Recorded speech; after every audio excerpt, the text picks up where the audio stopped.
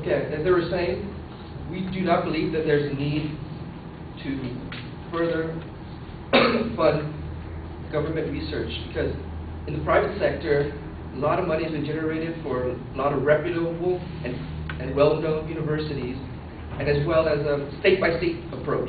In California, in November of 2004 in California, there was a ballot that proposed Proposition 71, which is spearheaded by parents of children with life-threatening diseases and was backed by the governor. It passed with a 60% majority. The state proposed that it would sell bonds of over $300 million a year to fund research for the next 10 years, as well as reputable institutions like the California Institute of Regenerative Medicine, which provided $300 million a year. They're the world's largest backer in stem cell research. The sum that is generated through private and state dwarfs what is given to the state by the federal government, which is only about $24 million that the National Institute of Health spent on human embryonic research. Also, there were private investors like Ray Dobbs, a sound pioneer. He gave about $16 million to the University of California, San Francisco to start their stem cell research department, as well as Columbia University of Medicine. All of their funding is done in the private sector. They raised over $50 million to build a state-of-the-art facility to test stem cells.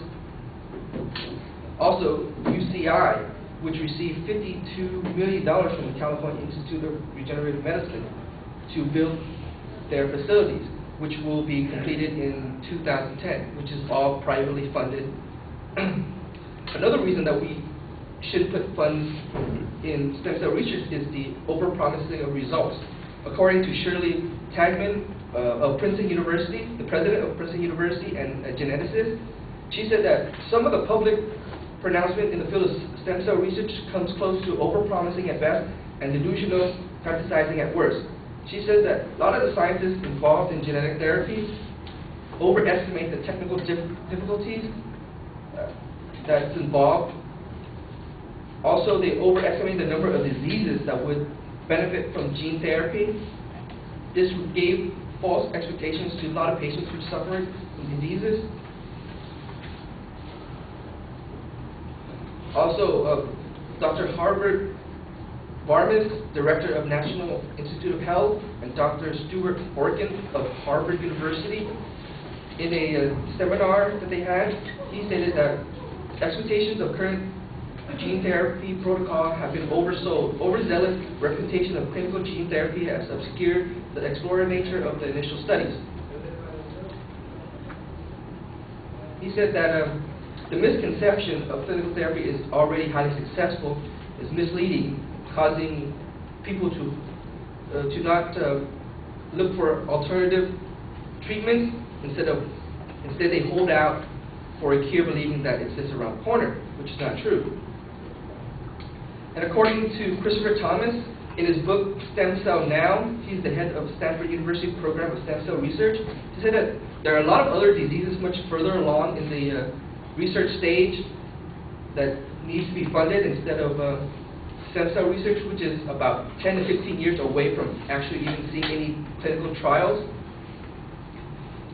He says that there are many diseases like heart disease, diabetes, hypertension, AIDS, that are much closer to finding cures, and research money should go there instead. In terms of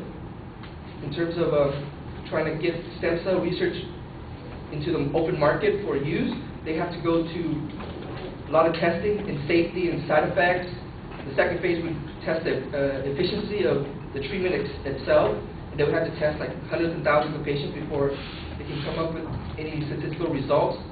After they get significant statistical results, then the FDA, the Federal Food and Drug Administration, will even look at the data. Developing a new therapy is a slow and very expensive process. Discovering, testing, manufacturing, and producing drugs will take between 10 and 15 years and cost over $1 billion.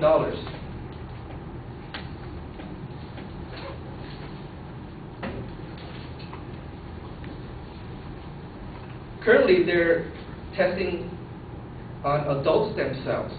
Adult stem cells have been used since in the U.S. since the early 60s in bone marrow transplant. Bone marrow transplant is a process of adult stem cells. Adult stem cells come from umbilical cords and are found in umbilical cords and, I can't say this word, placenta. There you go. And unlike embryonic stem cells, they are found in 13 body tissues. Adult stem cells can produce new skin, intestinal lining, red blood cells, and more. They're much more versatile than initially thought. Adult stem cells have been able to replicate in the laboratory to resemble embryonic stem cells. Adult stem cells have been tested in numerous research experiments, while embryonic stem cell therapy has not treated anybody. There's no treatment for embryonic stem cells currently.